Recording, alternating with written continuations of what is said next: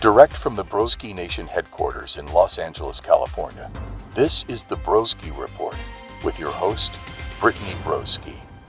Hey guys, just farted before I hit record and it smells so bad in here. Like I just hotboxed myself in here. It's burning my eyelids. It's burning my eyelids back. Like how... Okay, have you guys seen Captain America? You know Hydra from Captain America? When he like rips his face off and it's just red, like muscle underneath? That's how I feel. Just farted so bad it turned into Hydra. Just shit my pants so bad I turned into Hydra from Captain America. Put him up here. Scary as fuck. Farted so bad my nose fell off. It smells so bad. Okay, guys. Hey! It's my Jojo Siwa impression. Please welcome to the stage, Jojo Siwa. Of the Siwa variety. Okay. Now, is Siwa German? Jojo Siwa. We go to work for 1/2 hour. We do karma dance on the stage, on the main stage. Welcome back to my girls. Bring back my girls. German RuPaul.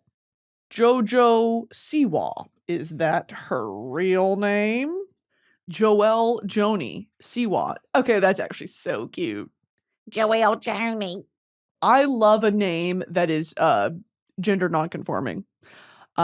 Leslie, Morgan, Kai, all great gender nonconforming names.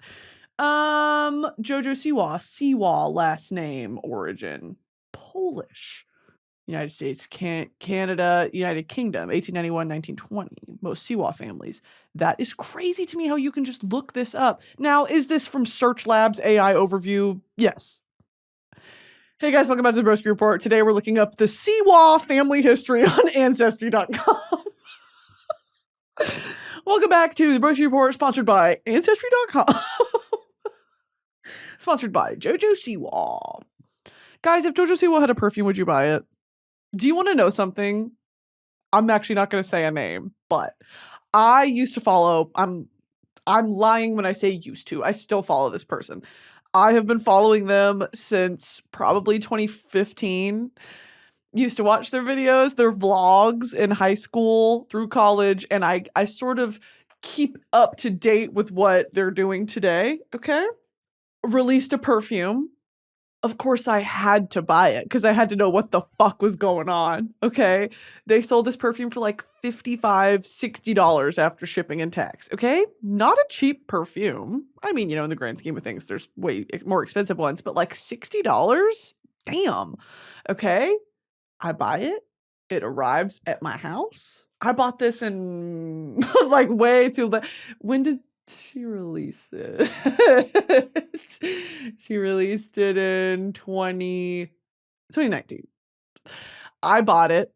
Girl, when I tell you, I was so excited for this perfume to arrive. I was like, this is going to be my new scent. Like the way she's describing it sounds exactly like what I would wear. It arrives Rue 21.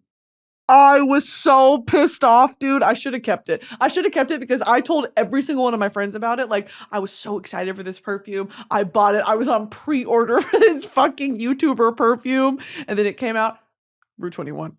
It came out Forever 21 checkout line. Do you remember at the mall in middle school, high school, when you would be with your mother and you'd be checking out in line and they'd have all those little trinkets and bebops and whatever in the line and you'd be like, perfume, and you'd smell it and you'd be like, oh, plastic.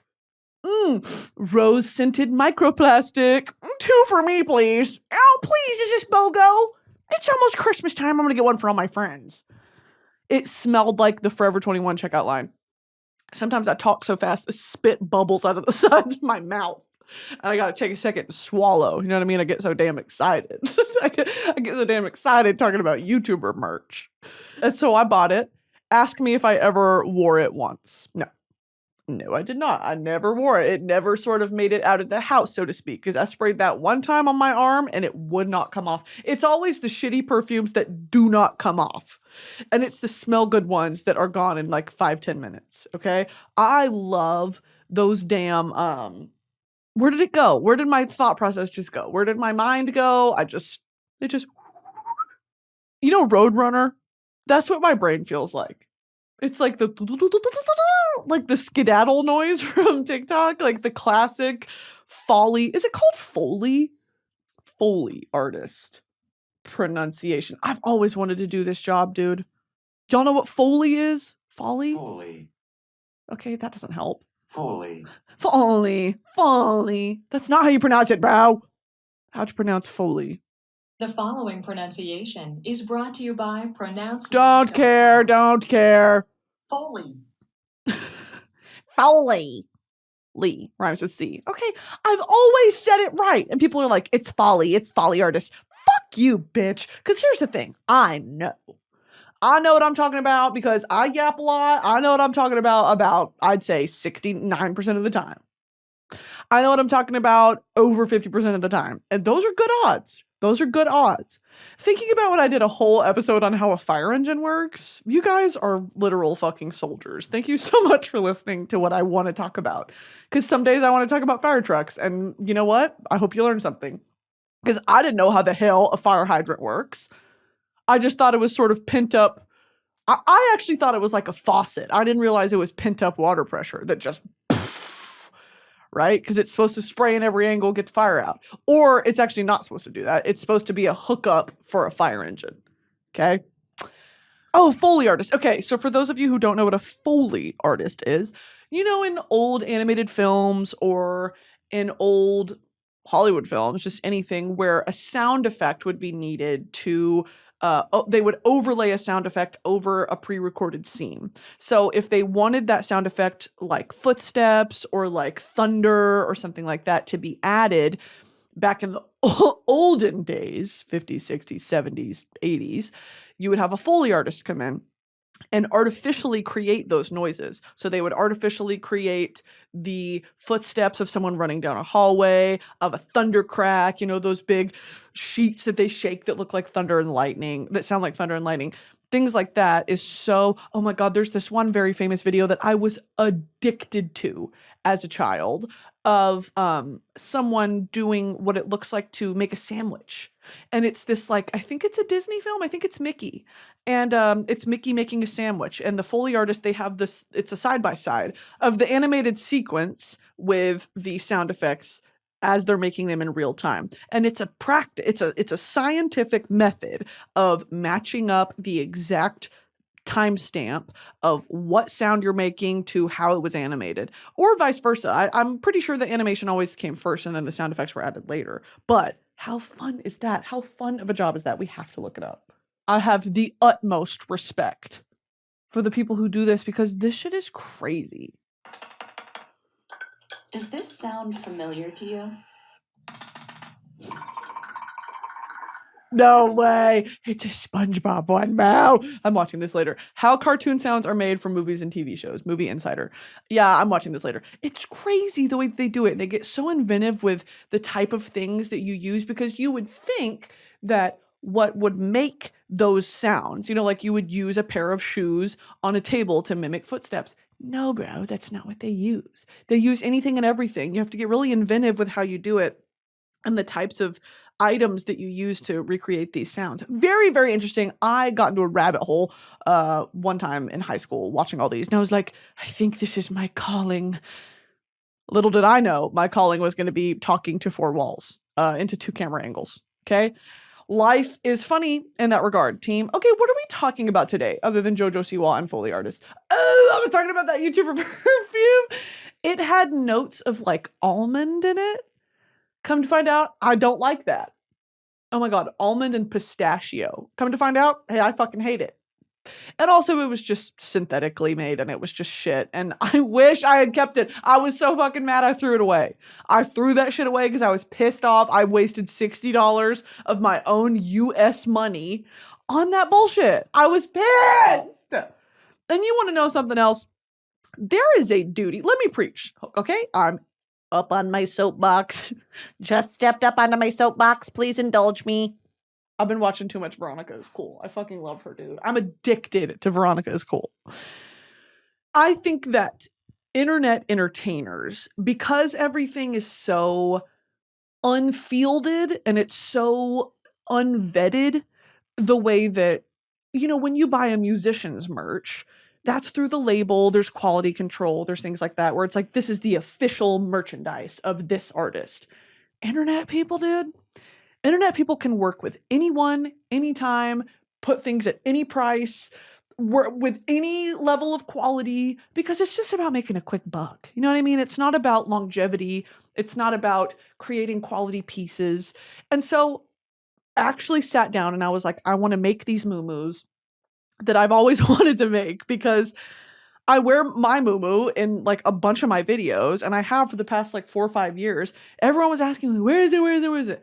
And instead of being like, here's where to get it, and just sending them to some grandma website, I was like, why don't we make our own that's Brittany Broski branded, that will connect me to you when you buy it? You know what I mean? Like, where you can feel like, here's a piece of this thing I love, or this thing that brings me joy into my daily life. The same concept we took with just, a basic Broski Report hoodie, sweatshirt, t-shirt, whatever. There, though, to me, is a line of that if you're going to actually even consider the honor of paying for a piece of merchandise that is associated with me, that me and my team have created, you should be getting the utmost quality. Do you know what I mean? And the fact that some people are just blasé about it, it's like, I would be so humiliated if I was like, buy my merch, and it's this shitty, just, it dissolves in water, just made of microplastics. Like, I want a thick hoodie, and I want a muumuu that it's durable, and it'll last you 20 years, and the zippers, you know what I mean? Like, and of course, with any of these companies, just because of the magnitude of the shipping and wait times and all this, it's never going to be a perfect sort of scenario, but you can try your best to make it as perfect as you can. But it all comes down to the quality of the product, and the quality of the print, the quality of the embroidery, and the quality of the fabric. That's really what it comes down to. And so when we sat down to do my merch, I was like, we're not doing bullshit, whatever, because I've been scammed by internet people before. People that I've loved. I've bought their merch, and it's just been like 3D printed t-shirts. Like, I'm pissed off, dude, because I spent my money, I waited however long for it to arrive, I get it in some shitty packaging, and then it's socks that are like 3D printed. I'm pissed. Or the perfume I was talking about. I'm pissed. Okay? Because I would hope that for me, your follower and your fan, you would put in a little bit more effort in creating, you know what I mean?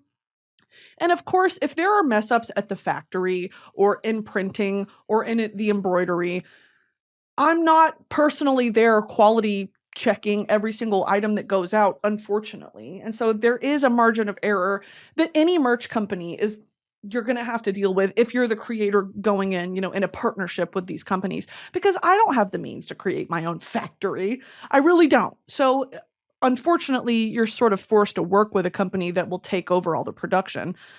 But I mean, I just think that you owe these people who are looking to support you and want a physical memento of your channel and what you mean to them and how you've affected them, and they want to rep your merch. Oh my God, you have such a duty to deliver. You know who does it well? Hassan. Hassan has great merch. It's great quality. I wear my Hassan merch all the time. It's original. It's cute. So I think that there's a level to which you can do it successfully. I'm very happy with how the muumuus came out and how nice the hoodies are. And for anyone who's bought them, thank you. And anyone who hasn't, I get it. But they are available if you would like to. But I just think it's so weird how the internet is so, how can we make money? How can we make money? Some of the people from Love Island have merch, and I'm like, period, I fucking guess. That is a fervent fan base who loves those people. And I understand that it's this American thing to be like, merch, I want merch, I'd buy merch from her, I'd buy merch, please drop merch. And then in 5 years, it's like, why did I fucking buy merch from so-and-so who was on some show for 18 hours? It's this like, is there a lasting power? Is there a longevity to it? Anyway, I digress. I just find it very interesting that I've had my experiences where I've bought people that I love, I've bought their merch, and I'm pissed off, I'm disappointed. So, okay, what are we talking about today, team? We're going to finally analyze my birth chart. So let's do that, because I said I was going to do it last week, and then I cried for 45 minutes, so that's fun. Okay, we're doing astro.cafeastrology.com/natal /prenatal vitamin. Create your natal chart here. Before creating a report, please read the instructions and notes below the photo. Don't care. Okay, I'm going to fill this out, and I don't want you weirdos to know any of this. Okay, team, we have liftoff. The following table shows the position of the planets in your chart by sign and degree. You'll also find the sign of your ascendant and the signs on the cusp of each house in your natal chart only if the birth time is known. The Roman numerals refer to the houses, where the ascendant is also the first house and midheaven is the 10th. What the fuck are you bitches smoking? What does this mean? I just need someone to tell me if I'm an unhealed narcissist with if I'm a limerent, unhealed, anxiously attached ADHD narcissist who has, like, what are we talking about? I have my penis in the first degree of House Mars. The most personal of these are the sun sign, moon sign, Mercury, Venus, and Mars. Most people already know their sun sign because I'm a Taurus. If your time of birth is known, you will also find out your ascendant or rising sign, as well as the positions of the planets. If the birth time is known, okay, why don't they do like a... So I already knew this. My sun is in Taurus, my moon is Cancer, because I cry a lot. Okay, I cry a lot. My Mercury is in Aries. What is your Mercury sign mean? How you communicate, think, and process information. Mercury in Aries. People with this sign tend to communicate in a courageous and impulsive way. That is true. Venus in Gemini. That seems scary. Venus Gemini meaning. Those born with Venus and Gemini usually have a much more open approach to both relationships and money. They're not eager to put a label on anything because they know that feelings change along with circumstance. This is the placement of the flirt, the comic philosopher, and the social butterfly. Oh, what is Venus in Gemini attracted to? I love Google. Google is so period. Like the way that... Sorry, let me glaze Google really quick. Bing, who cares? Firefox, who cares? Mozzarella Firefox, don't care. What happened to Firefox? The fall of Firefox. I used to love Firefox. This is what I used to use. Browser extension disablement. In May of 2019, Firefox automatically disabled all browser extensions. What, bro? Adobe Flash support dropped. On-device translation in 2023 was really... This is crazy. Some say that Firefox's decline can be attributed to the rise of Google Chrome, poor memory management, and bad coding paradigms. And look, I was going to say that as well. I was also going to say that if no one brought it up. Mozzarella Firefox. What happened? Mozzarella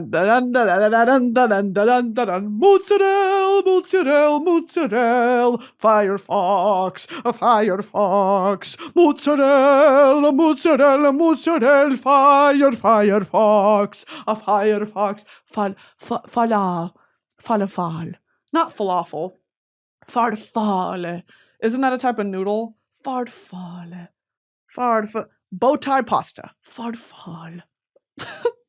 Which is from fusilli, concili. Oh no, that's actually a substitute.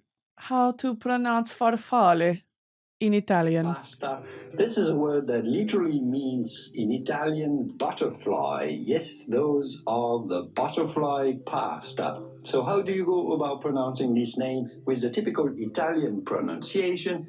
No, it's not farfalle, but rather farfalle. I'm so smart. Farfalle. And you want to know it's not Versace, it's Versace. Guys, you don't know Italiano like me. Nobody speak Italiano like me. Don't speak a lick of Italian. But I will tell you something. I watch a lot of art history documentaries. and they'll dub them in English, you know what I mean? But because I speak Spanish, and Spanish is a Romance language, and a lot of languages share the same, French, Italian, Spanish, Romanian, sometimes English, all share similar root words. Is English a Romance language? It's part of the Germanic language family. Really? But it's got a Romantic influence. English has a deep connection to Romance languages because of the Norman conquest of England in 1066. Dude, if I went back to school, I would study this bullshit. I love this stuff. I love this stuff. The Normans spoke a dialect of Old French, and the mixing of Norman French and Old English led to Middle English, which has aspects of both Germanic and Romance languages. That is crazy to me. The language you speak today is not the language of 500 years ago. And when we read Beowulf in Middle English, it's understandable, but it's not the language we speak today. It's so interesting. Is Beowulf in Old English or Middle English? Yes, Beowulf is an Old English poem. Beowulf is written in the West Saxon dialect of Old English. The poem was likely composed between the 8th and 11th centuries, but the only surviving manuscript dates to about 1010. Thinking about when I talked about Beowulf with Hosier. All right, anyway. Is English a Romance language? Here's the thing that is very interesting. And what I was going to point out is that I did some episode how many weeks ago where I was talking about this bullshit again of how much I love linguistics and how I love the evolution and development of languages and how language is a living, breathing thing and it can be morphed and changed, and actively we do it every day without even knowing. Someone commented under one of the episodes, and I was like, who's this freaking nerd? Who is this nerd who recommended this podcast episode? It changed my life. Okay, so to whoever commented this, I know you know who you are, and please comment under this one too.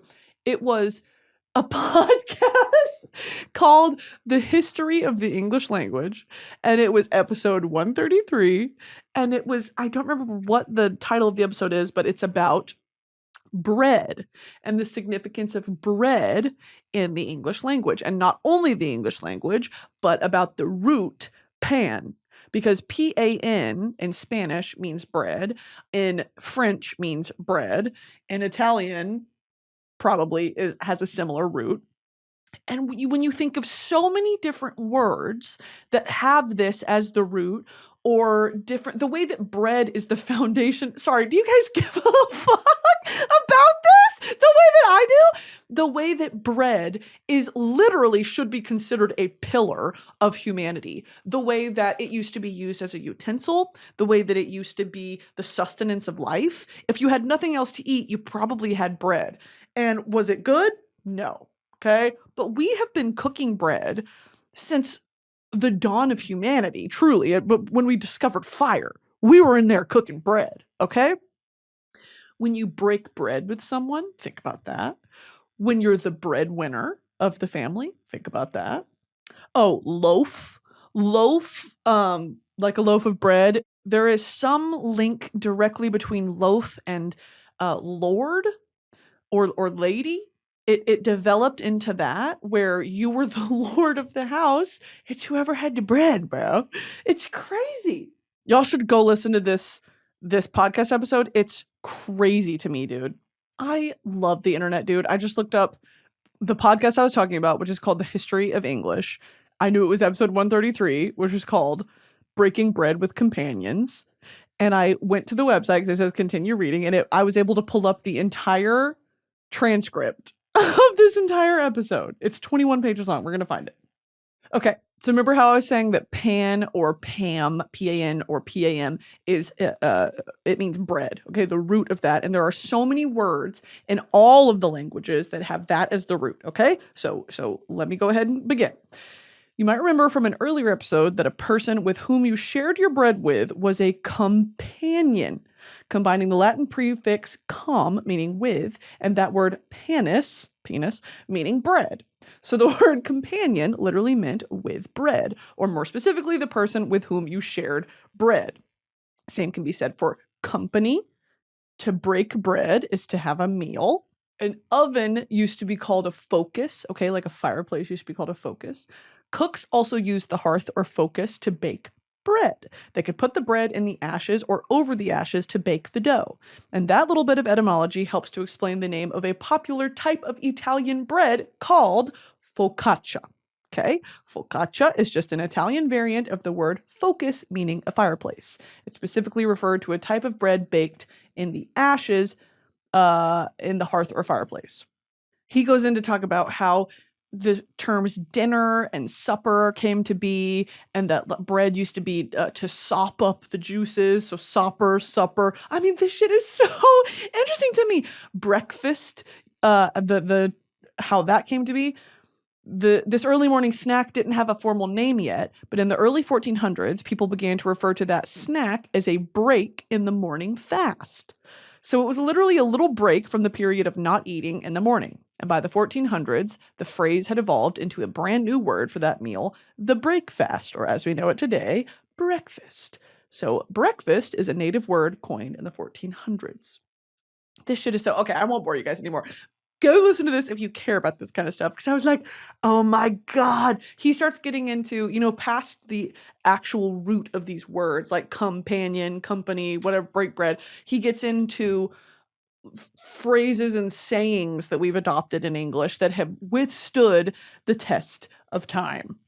Why the fuck did I start talking about this? What the hell was I talking about, dude? This episode is sponsored by Stitch Fix. With Stitch Fix, you get a stylist who understands your style, size, and budget, and they do all the shopping for you. Shopping and figuring out your style can be overwhelming. When it comes to getting dressed, I don't even know where to start some days. That's why I love having a Stitch Fix stylist. She really knows what works for me. I get pieces that make me look great, and it's a real confidence boost. I just give my stylist my size, style, and budget preferences, and I order boxes when I want and how I want. No subscription required. And she sends me just for me pieces, plus outfit recommendations and styling tips. I keep what I love and I send back the rest. It is so easy. My stylist sends personalized pieces and the fit is flawless. I don't know how she does it, but she just gets me. It's like having my own personal style support person. No stores, no crowds, no stress. Just personalized looks you'll love. Stitch Fix makes it all so easy. Personal styling for everyone. Get started today at stitchfix.com/broski. That's stitchfix.com/broski. This episode is brought to you by Tinder. Imagine this. You're at your favorite coffee shop and your eyes meet someone across the room. The classic meet cute. But what if I told you that moment is happening more on Tinder? A new relationship starts every 3 seconds on Tinder. I know some of y'all are still waiting for a meet cute moment to happen, but you gotta leave the house for that to happen, team. You might be more likely to find your meet cute moment on Tinder. Why leave it to chance when these connections are happening on Tinder all the time? With Tinder, you're not just waiting for a moment, you're putting it in your own hands. Don't overthink it. Open the app and take a chance on romance. No matter how your journey starts, you may join the millions of relationships around the world that started on Tinder. Explore all the possibilities for yourself on Tinder. It starts with a swipe. Download Tinder today. I was talking about my birth chart. Here we go. Let's go. My in node. What the hell does that mean? In node. Sign meaning. What is an in node? Is it infected? In astrology, the North Node's zodiac sign indicates what a person is growing into and what experiences are necessary for spiritual growth. Fuck. I don't want to read about this. I'm going to cry. The North Node? Why is it a node? Node represents the position of the lunar nodes at your time of birth.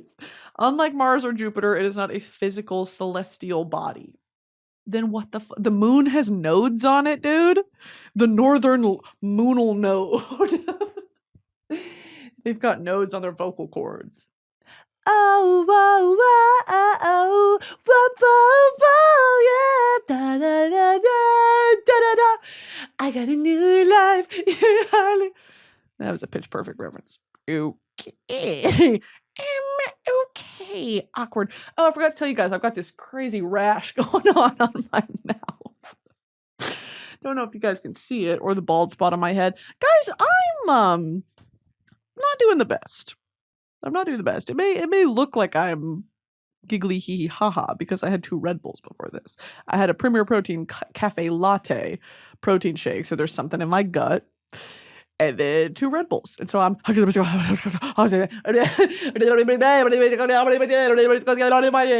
I'm on a sprinkler head. That's what this podcast feels like, that I'm on a fucking sprinkler head. Do you remember those ones that babies used to have? It was like Elmo, like an Elmo sprinkler head, where he was in goggles and like a snorkel, and his head would do. That's how I do. But once the camera shut off, oh yeah, I've been thinking about taking up smoking cigarettes. If you guys have any tips? It feels like a time in my life where, I'm 27. It's time I start smoking cigarettes and waxing poetic, or I become a recluse. I shut myself off from the world and I never leave my house again. Instacart, DoorDash, dangerous things for a woman like me. Dangerous, dangerous things for a woman like me. I'll DoorDash $40 worth of Taco Bell right now. And I'll only eat one piece of it because I get kind of nauseous sometimes, okay? And my doctor said I have to do like 60 to 120 milligrams of protein a day. Do you know how fucking hard that is, dude? Do you know how hard 30 milligrams of protein is to get a day? When you're not binge eating the way that I used to? I find it so hard to meet any of those. And then I'm like, why am I tired all the time? Because I'm not eating my protein. See, I thought all you health bitches were I thought you were just being annoying. And now I'm like, oh, my body needs sustenance to live? Is that why my lips are flaking off and I have fucking zits and my hair's falling out? Yeah, okay. Anyway, mozzarella Firefox. Oh, we were talking about my end nodes. End node. Edna node. Edna node. Is my node infected? Where'd it go? My end node is in Virgo. That can't be good. End node Virgo, meaning your life's purpose is to develop healthy routines and embrace structure to achieve your goal. Boring. Boring. And who the fuck are you, WikiHow? I don't give a fuck. If your north node is in Virgo, your life's purpose is to develop healthy routines. Do I look like a creature of a healthy routine? Does anything about me scream health and wellness? Fuck you, bitch. Also, stupid little symbol. Looks like a squid. In node, Virgo. What's my Placidus? My sun, moon, Mercury, Venus. Masculine? So why is my masculine? Oh, that's the PCOS, bro. Look, that's the polycystic ovarian syndrome. I got more masculine and feminine end nodes in my natal chart. I should have known. The day I was born, the doctors all gathered round to gaze at a wide wonder of the joy they had found. The head nurse spoke up. She said, leave this one alone. They could tell right away that I was bad to the bone. Bad to the bone. Bad. I know that song by George Thorogood. The following table shows the planetary aspects in your natal chart. Oh, fuck yeah. Here we go. Interpretations of these factors are found below. My sun is in the latrine with the Venus-Mars at 2.44 node, 105 nodes. Okay, so I've got 100 moons, 14 Venuses, 3 Mercuries, 1 penis, negative 20 aura. Fuck. My natal chart said I have negative aura. Oh, damn it. Paying a witch to reverse my aura. Okay. Birth chart. The birth chart report shows the positions of the planets for Brittany. Yeah, got that. The sun represents vitality, a sense of individuality, and outward shining creative energy. Oh, there is something very solid and substantial about Taurus natives. Oh, I know that you astrology bitches are going to eat this shit up. Hello? Because y'all always ask me, what's your chart? What's your chart? Can you talk about? Hey, I don't fucking know. I don't fucking know. I'm going to start self-censoring. I think that's so funny. I don't give a damn about any of that bullshit. Oh, wait, sorry. Bull. Okay. No matter what the rest of their charts say about them, there is something very solid and substantial about Taurus natives. When Taurus natives work, they work hard. They do it with a steadiness that may rarely be considered quick. Rather, it's a dependable, plodding, and steady effort that has its payoffs, period. Security is fundamental to Taurus. Some of them actively seek wealth, while others are content to be comfortable. The Taurus definition of comfortable may not be exactly the same as the rest of the signs, but comfort is definitely a driving force. That is true. Taurus natives are sensual folk, and this includes sex, but extends to pleasures in all areas. They delight in the sensual pleasures of food, binge eating disorders, a comfortable blanket, a richly colored aquarium to look at. This is just telling me I'm autistic. What the fuck? Okay, Taurus has made like STEM toys, richly colored things, interesting texture, the smell of flowers or spring rain, pleasing melodies coming from their stereos, and so forth. Some might even say they live through their senses more than most. I would agree with that. I would definitely agree with that. Oh my God, I went to spend the night at Drew's the other night, brought my box of STEM toys.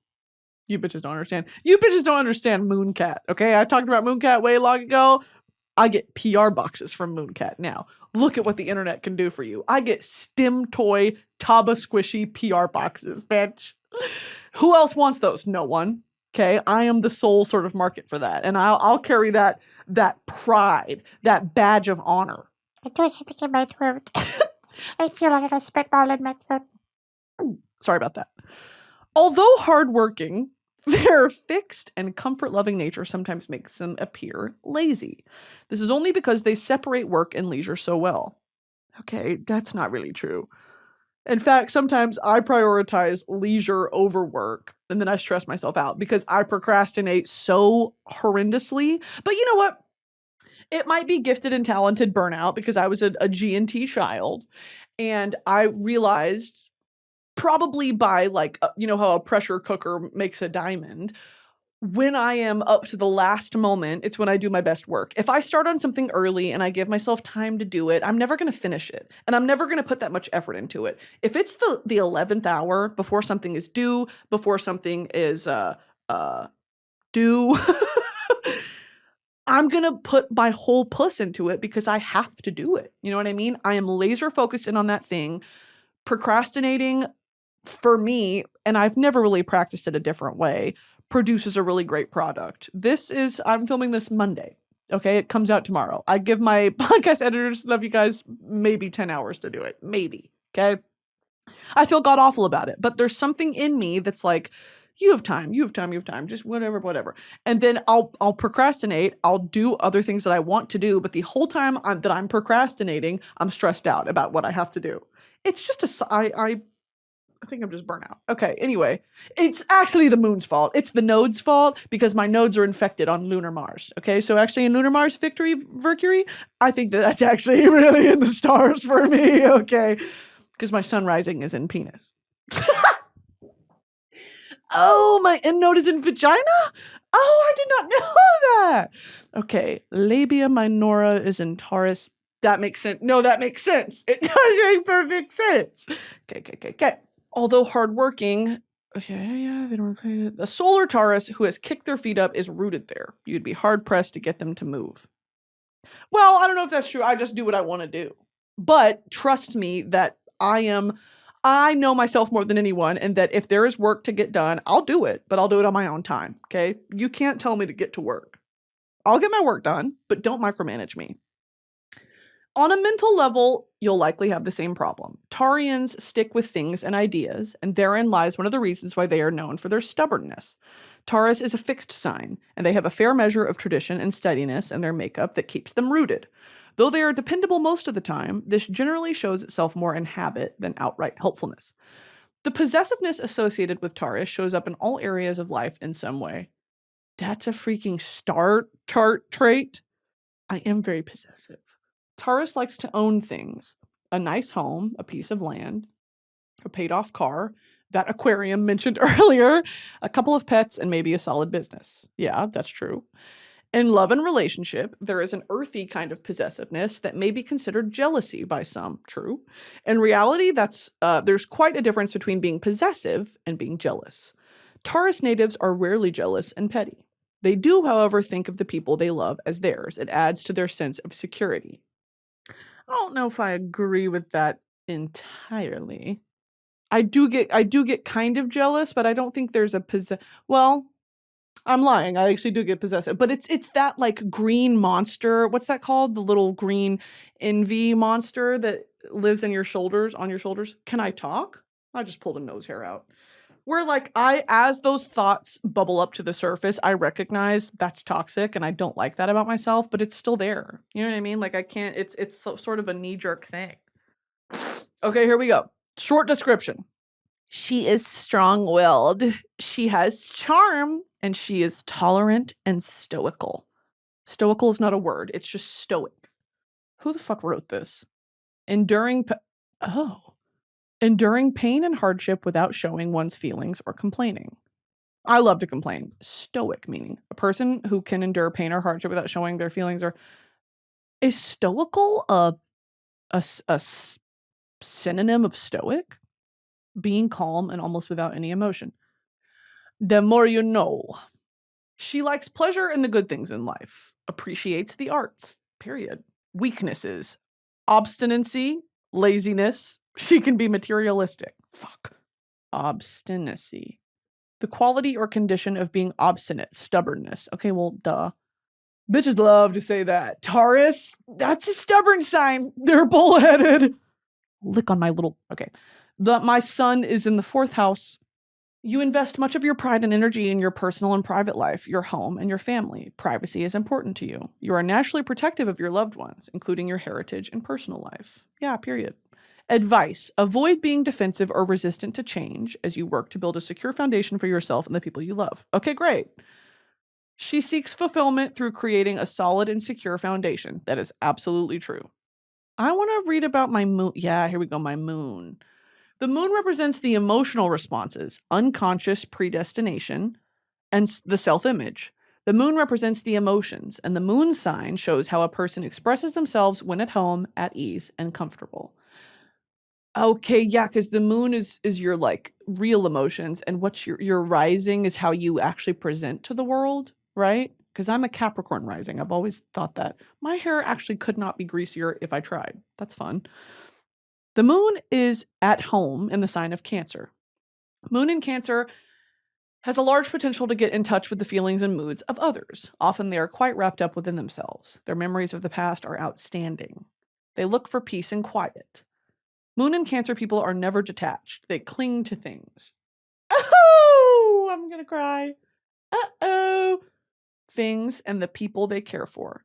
They seek security and familiarity in all they do. They look for peace and quiet. With their great attachment to all that is safe, they are a little leery of change. These peace-loving souls dislike superficiality in all of its forms. They are devoted and accommodating. The insecure ones accumulate things in an attempt to feel secure. One of the most delightful characteristics of Moon and Cancer people is their loony sense of humor. These people can be hilarious. Their moodiness can baffle others, but their unique outlook on life is something most people can appreciate. It's kind of freaky when you read this stuff and you're like, how? How? When treated with tenderness and understanding, Moon and Cancer natives return the favor with warmth and protection. Give them security and you'll take the crabbiness out of the crab, at least for a while. These people are wonderfully dependable overall, despite their occasional mood swings. Damn! Make a friend of Moon and Cancer and you will be taken care of for life. It is true. When I give friendship, I'll ride. Short description, she is likable and sociable, accommodating, devoted, nurturing, and accumulating. Very sensitive to environmental conditions and surroundings. She likes home, habits, comfort, and her little world. Very caring and protective of loved ones. What the fuck? Okay, my Mercury is in Aries. I make quick decisions. I may streamline learning. I can be direct and straightforward in speech, possessing an innocent charm, and can easily motivate others with her enthusiasm. This is crazy. She loves a heated dispute. Lively mind that quickly understands a given situation. She's very resourceful and capable. May prefer to jump into a decision and may not have much patience with pretense. Good education. She's cultivated, enjoys literature, family life, and family relationships. This is nuts, y'all. Venus and Gemini people will try to win over the object of their affection with witty conversation, displaying just how much they know and demonstrating their diverse interests. What the hell? These lovers are playful. Some might even call them a tease. They are hard to pin down and they resist relationships that promise to become too comfortable. Even those with their sun in Taurus or Cancer whose outward demeanor may suggest some reserve and caution, will want their relationships to be stimulating and full of conversation with Venus and Gemini. And let me tell you something, okay? Recently, I was speaking with a young gentleman. We did edibles together. And he smoked something. He smoked a blunt, which is crazy, by the way. It was like 11 a.m. on a Tuesday. Smoked a blunt. I took an edible, and we were sitting outside, and I was just talking. I was that woman on the subway. And his was the type of high where he just was sitting there, and he was just like he was trying to breathe, and I was like, "Don't you think everything?" And then after a while, I was like, "Are you listening?" And he looked at me with this pleading look in his eyes, like, "I cannot talk right now." And I was like, defeated. Then it sets in of like, oh, I actually might be the most annoying person on planet Earth. I understand. And after a while, I was like, I'm going to go inside. Because I understood in that moment. I was like, I'm being a little bit much right now. So that actually makes 100% sense. That in that moment when he wouldn't talk to me, I was pissed off. Because I wanted to talk. But he was so high he could not. And I understand. Okay? While I'm understanding, I'm pissed off. And that's just the dichotomy and the synchronicity of having a woman with a house in Virgo, moon, and node. Okay, when my nodes are in Venus, that's gonna be kind of a problem. What the fuck does any of this mean, dude? Okay, so I'm a tease. I'm a cock block tease. What? Mars represents the desire for action and physical energy. My Mars is in Virgo. Mars and Virgo people are quite protective about their system for getting things done. Although rather humble in a general life sense, they can be quite particular about their methods, how they organize and accomplish their goals, mostly with work. Theirs is a nervous energy. Yeah, fucking period. Although they have some staying power, they can be restless and are not given to sticking with the same projects for too long. That's actually very true. I think that's why, sorry to get real for a second, team. I think for a while with this podcast, to be completely honest, I've just I think I'm burnout across the board. I still am suffering from burnout. And to do this podcast, I got to like jack myself up on caffeine, which I can do. And I come in here and I have a good time. But I think I'm just in a season of life where this is, and I don't mean to blame all my shortcomings on my Mars being in Penis Virgo, 8th house. But I do think that there is some real validity to this. And it kind of makes me feel not so bad that I am a person who has to consistently be coming up with new creative ideas. And once you've created an IP that you've been locked into a contract with, you know, like with ads and with posting, things like that, where I know that people expect this podcast once a week. If there's ever a week where I don't want to do it, you know, I'm locked into a contract. That's not really an option. So it's a weird thing on a human level to be like, I don't really feel like doing this today. I would much rather come up with something new. You know, it's not that I want to stop doing this job or I want to stop entertaining, because there is an innate need to entertain. Are you not entertained? I have to entertain the masses. But in this specific medium, I think I have to fall back in love with it. So give me some time. Sorry if the episodes have been lacking lately. I need to get my mind in order. This episode is sponsored by Rocket Money. Most Americans think they spend about $62 a month on subscriptions, but the real number is closer to $300. That's a big difference. Even if it's just a couple of subscriptions that fall off your radar, those recurring payments you don't even know about can really add up. Personally, I love to pay for mobile games and then forget I subscribe to them. Apparently, it's one of my favorite pastimes. Thanks to Rocket Money, though, I'm no longer losing money because of subscriptions I forgot about. Rocket Money is a personal finance app that helps find and cancel your unwanted subscriptions, monitors your spending, and helps lower your bills so you can grow your savings. See all of your subscriptions in one place and know exactly where your money is going. For any you don't want anymore, Rocket Money can help you cancel them with a few taps. Rocket Money's dashboard gives you a clear view of your expenses across all of your accounts. You can easily create a personalized budget with custom categories to help keep your spending on track. See your monthly spending trends in each category to know exactly where your money is going. You can get alerts if bills increase in price, there's unusual spending activity, or if you're close to going over budget. The new goals feature automatically saves money for you without you having to think about it. Whether your goal is to pay off credit card debt, put away money for a house, or just build your savings, Rocket Money makes it easy. Rocket Money will even try to negotiate lower bills for you, sometimes by up to 20%. They automatically scan your bills to find opportunities to save, then you can ask them to negotiate for you. They'll deal with customer service. Rocket Money has over 5 million users and has saved a total of $500 million in canceled subscriptions, saving members up to $740 a year when using all of the app's features. Stop wasting money on things you don't use. Cancel your unwanted subscriptions by going to rocketmoney.com/BroskiReport. That's rocketmoney.com/BroskiReport. rocketmoney.com/BroskiReport. Harry Potter must not return to Hogwarts. Harry Potter must not return. I've been feeling very lately, you know what I mean? I don't know what it is. I think something's up with my hormones still. I have a doctor's appointment this week. Something's going on with my hormones, and I'm going to get it checked out, but I just don't really feel like myself. And I haven't for 2 months. I think I need to see my family. I need to get the fuck out of Los Angeles. I need to go back to the South. I need to see my family. And not just see my family in oh, it's Thanksgiving. I'm here for 2 days. Okay, I gotta go. And I want to lay on the couch and just be around my family. You know what I mean? And it just sucks. California is so far from everything that I've ever known. And I love being out here, and I've got great friends out here, but it's hard. It's hard being away from all your friends and all your family, being away from home. And it's also even weirder going home and thinking, this isn't home. When you go back to Trump country or you go back to a red state, it's like, this is not my home. I don't feel safe here. But at the same time, it's familiar. So it's very strong. There's always something going on in my brain. Always something that wait, this actually makes so much sense. I'm kind of gagged. I'm kind of gagged at astro.cafeastrology.com/natal. This is nutso.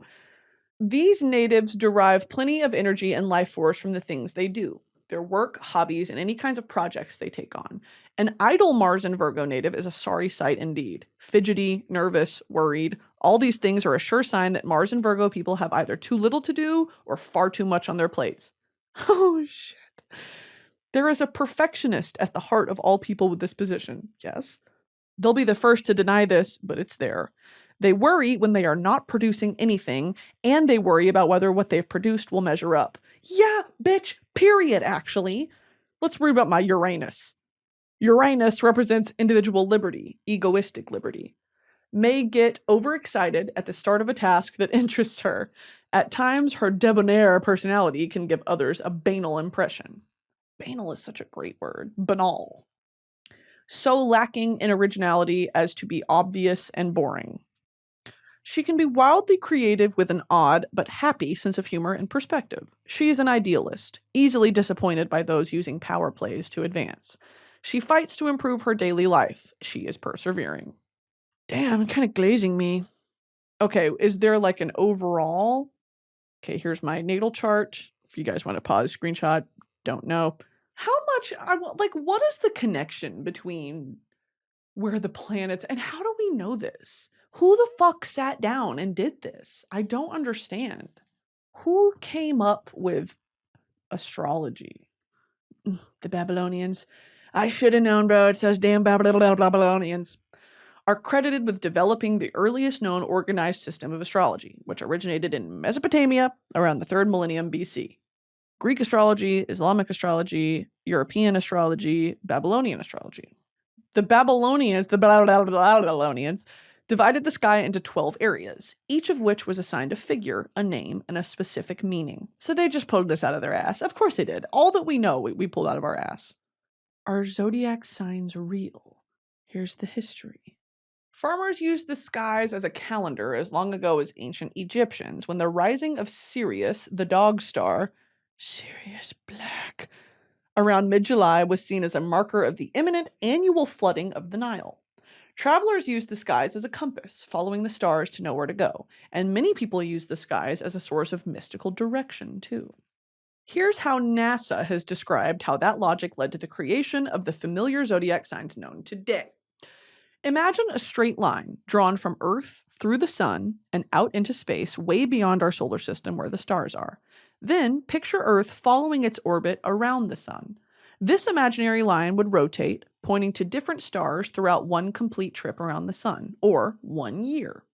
All the stars that lie close to the imaginary flat disk swept out by this imaginary line are said to be in the zodiac. The constellations in this zodiac are simply the constellations that this imaginary straight line points to in its year-long journey. And then it goes on to talk about the 12 zodiac signs. This is not answering my questions. Astrology and astronomy. And here's the difference in my head. Astronomy is the study of the stars and their physical placement. Astrology is how we derive meaning from that placement, right? For centuries, astrology, looking for signs based on the movement of the celestial bodies, was considered basically the same thing as astronomy, the scientific study of those objects. For example, revolutionary 17th century astronomer Johannes Kepler, who studied the motion of the planets, was at the time considered an astrologer. That changed around the beginning of the Enlightenment in the late 17th century. I have to look up the Enlightenment. Hold on, guys. Yeah, I'm going to listen to my bread podcast and read about the Enlightenment later, and then maybe read about the Babylonians. I love history. Okay. Once Sir Isaac Newton basically turned the sky into a calculator, mathematizing the motion of the planets and realizing that gravity controlled everything, that started a whole new scientific approach to looking at the sky and the motion of the planets and the Earth. Damn, this is crazy. Okay, team, I think that's going to do it for me this week. If you'd like merch, you can go to broski.shop, get your merch. If you are not registered to vote, go to headcount.org. Thank you guys for listening to me and rocking with me through whatever the fuck I'm going through, because I don't know. There is, I've been seeing some signs lately. I've been seeing a lot of dragonflies. Don't know what that means. I saw a red spider on an item that belonged to ex-gentleman in my home, and it was nowhere else. And I think all these things, like, I'm not one to be like crazy spiritual lady, but I have certain things in my home, like crystals, and I do believe that there is a power to all this craziness inside of your brain into a physical object like that and having it help ground you, because if nothing else than just it's an exercise to sort of get your mind right. I don't believe that these crystals have intrinsic powers, but I do think that there is a connection between grounding your human body to nature and the beautiful things that come from nature. As far as all the different meanings for the crystals, I'd like to believe, but you never know. You know what I mean? But I do think I've been seeing a lot of signs recently, and I Google, like, what does this mean? Dragonflies keep landing on my car in traffic. Like, how is that? And no one else. I look around, there's no other cars with dragonflies. What does that mean? I found a red spider in my home. What does that mean? And I think I'm in this period right now of like transformation and being in tune with myself. And I don't think I've been in tune with myself for a while. I've been on autopilot, and it's showing. And I say this dramatically, but I've been sort of miserable, trapped in my own brain, and I just overthink so much. And I'm creatively, I'm stretched too thin creatively, but at the same time, we talked about last week of like the things I want to do, crafts, arts and crafts. I need to like make something with my hands. I need to make something with clay. And I think I need to channel some of that energy, that like anxious red energy that I have around me. Like I need to channel it into something instead of scrolling on my fucking phone. And I know I sat up here and I preached last week about how you need to get off your phone, you need to do whatever. I need to take my own advice because I am addicted. I am addicted to my cell phone. And it's not as easy as just being like, put on a time limit on your phone, go outside. It's not that easy. I think I'm depressed as well. I need to go to the doctor. Okay, thanks for listening, team. Sorry, that's heavy. It'll be fine. I'm going to be okay. Halloween's coming. Very excited for that. I'm going home soon. Very excited for that. ACL. Very excited for that. Chris Stapleton's headlining. And I think Braxton Keith is going to be at ACL as well. Oh my God, one last thing. Song of the week. It's called Sounds Like the Radio by Zach Top. I love Zach Top, and I don't know where he's from, but he to me is like trying to be Alan Jackson, and I'm fine with it because I fucking love Alan Jackson. He's from Washington? Is that WA? Washington. He's 27. Hello, Zach Top. Hi to Zach Top. Don't look at me right now. Okay, let me glue on a lash and fill in some of my bald spots. And you let me know what you think about me, Zach. Zach Top, hello. Yeah, Zach Top, do you want me? All right, whatever. I think that's it for me this week, team. Thanks for listening, and I love you guys. We'll see you next week. Bye.